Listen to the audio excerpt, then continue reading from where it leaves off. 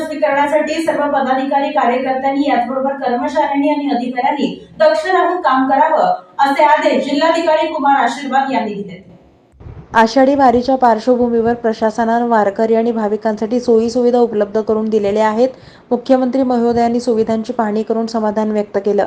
काही ठिकाणी रस्त्यांवरील खड्डे बुजवणं, शौचालयांची संख्या वाढवणं, रस्त्यावरील होर्डिंग काढून रस्ते मोकळे करणं या अनुषंगानं सूचना दिल्या आहेत। त्याचप्रमाणे संबंधित विभागांनी त्वरित कार्यवाही करून पुढील 3 दिवस दक्ष राहून आषाढी वारी यशस्वी करावी असं आवाहन जिल्हाधिकारी कुमार आशीर्वाद यांनी केलंय।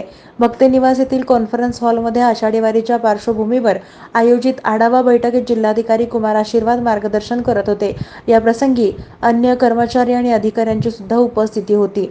जिल्हाधिकारी कुमार आशीर्वाद म्हणाले, आषाढी वारीनिमित्त 17 जुलै 2024 ला मुख्यमंत्री महोदयांच्या हस्ते महापूजा होते।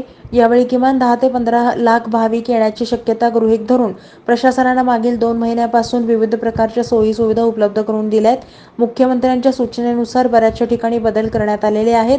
त्यामुळे प्रत्येक विभागानं अत्यंत तत्परतेनं काम करावं असे निर्देश त्यांनी दिलेले आहेत।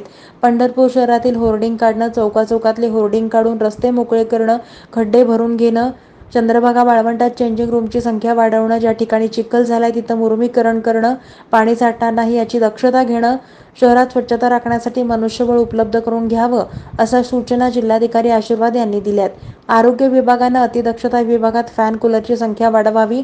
वाखरी पालखी तळ 65 एकरवर आरोग्य सुविधा निर्माण केलेल्या आहेत, त्या ठिकाणी फॅन आणि कूलरच्या व्यवस्था कराव्यात। याचबरोबर अन्य ठिकाणी सुद्धा महत्त्वपूर्ण बदल करण्यात यावेत अशी महत्त्वपूर्ण जबाबदारी आणि आवाहन जिल्हाधिकारी कुमार आशीर्वाद यांनी केलंय।